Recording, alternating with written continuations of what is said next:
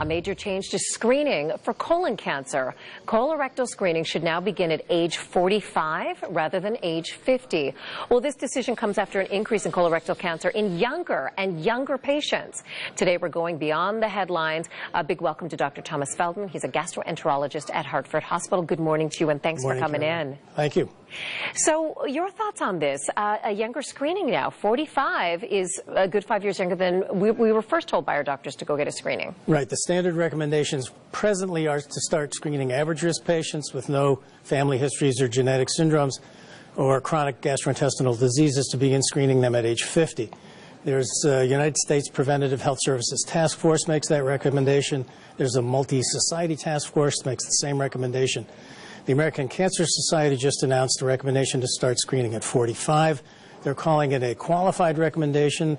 It's based on statistical modeling. There's good evidence of benefit, but they haven't yet assessed benefit versus risk of starting at a younger age. These studies saying that younger and younger people, and we did a story about a woman who found out she had terminal cancer, stage 4, and she was 47 years old, I believe. Why is this happening? That was my first question when I saw this. Why are younger and younger people getting this? Well, that's a good question. No one really knows yet. There's been a significant increase, as much as 50% increase in the last 2 decades. That's shocking. In cancers under age 45. It is rather shocking.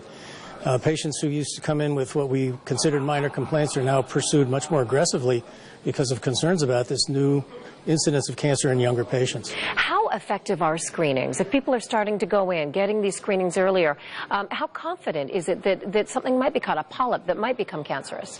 Screening works. That's the best message I can deliver is that screening works. It saves lives, reduces the incidence of cancer.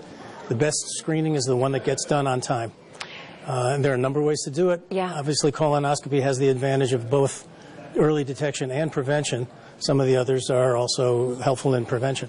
Well, and, you know, I know people are going to have the question, okay, so I'm supposed to go get this screening. Is it coming out of my pocket? Will insurance catch up and pay for this? Do you know where we stand on that right now? Well, currently, insurance pays for screening in average risk patients over 50. It's a stipulation in the Affordable Care Act, in fact, that the screening has to be covered with no undue expense to the patient. Now, one of the ironies is if you have a screening with, say, hidden blood in the stool, that's positive. Some insurance companies might now say this is not a screening test anymore. This is now what they call diagnostic. Right.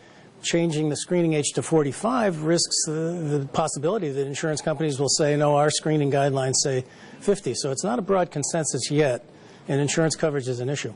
And screening or no screening, if you have any changes, you mentioned blood in the stool, if you have any changes or you see something, don't wait, right? Make that appointment, go see your doctor. Talk to your primary care doctor, see your gastroenterologist.